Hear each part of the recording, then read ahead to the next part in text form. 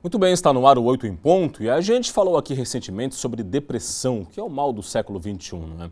Mas você sabia que o Brasil é o país do mundo com a maior taxa de pessoas com transtornos de ansiedade?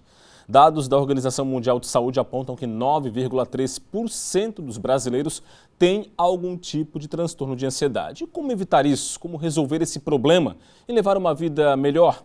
São dúvidas que vamos esclarecer agora com a psicóloga Thaisa Borges Grum, que é a nossa convidada de hoje aqui no 8 em Ponto.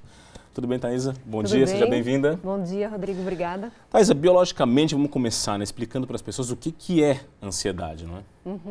A ansiedade, ela varia de pessoa para pessoa, mas tem algumas características que a gente pode identificar facilmente. Então, por exemplo, uma respiração mais curta, tremor, uma preocupação constante, né? Então, são algumas características. Ela pode envolver também suor das mãos, tá? É importante que cada um fique atento aos seus sintomas e a pensamentos negativos, que muitas vezes estão associados aos sintomas da ansiedade também. A gente tem sintomas físicos da ansiedade, que é esses que a gente acabou de falar alguns, não é? Mas também tem sintomas psicológicos que caracterizam uma pessoa com esse tipo de transtorno, não é? Sim, exatamente. Então, principalmente a preocupação e sentimentos de angústia estão associados a isso. E, claro, para ser considerado um transtorno de ansiedade, ele precisa estar presente durante um bom período de tempo, ou então devem ser esses sintomas muito intensos, de tal forma que prejudique a vida diária dessa pessoa. Ou seja, casos pontuais, uma situação um pouco mais esporádica, é preciso levar com um pouquinho mais de tranquilidade, porque pode não ser realmente um caso de ansiedade, como a gente pode ver, né?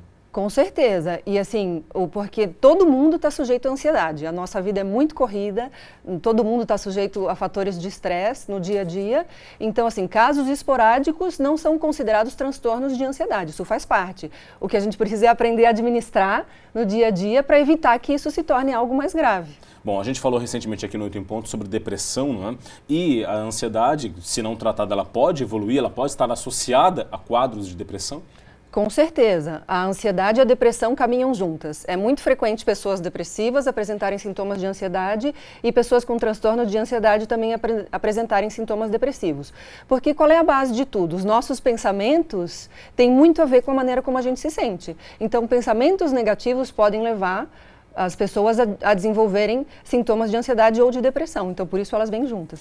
Bom, Thaisa, e a doença atinge mais homens ou mulheres? Ou há uma subnotificação, vamos dizer assim, de casos de homens? O que dá para falar sobre qual é a prevalência maior da ansiedade?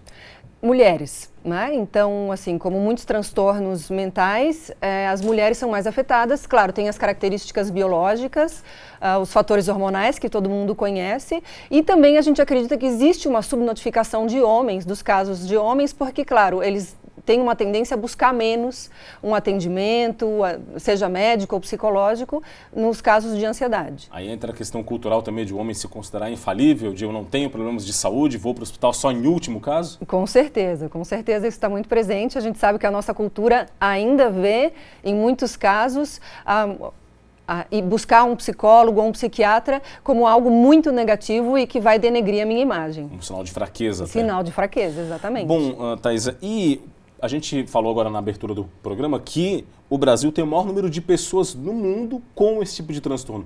A quem se deve isso? Realmente somos os mais estressados, os mais angustiados do país, do planeta? Na verdade, assim, São Paulo é a capital do mundo com o maior número de ansiosos identificados.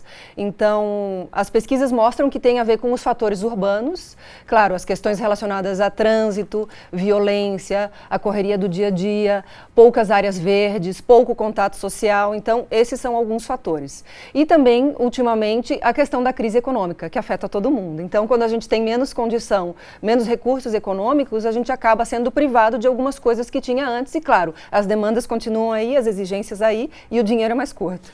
Muito bem. E agora, como tratar, né? A pessoa que tem esse transtorno, de que maneira ela pode tratar, buscar apoio, onde ela deve buscar esse apoio para lidar com esse problema e resolver esse problema? Sim, então são duas coisas que ela pode fazer: buscar um psicólogo ou um psiquiatra, ou ambos, né? No caso de um transtorno de ansiedade, como por exemplo um transtorno de pânico, o ideal seria trabalhar conjuntamente o psiquiatra e o psicólogo.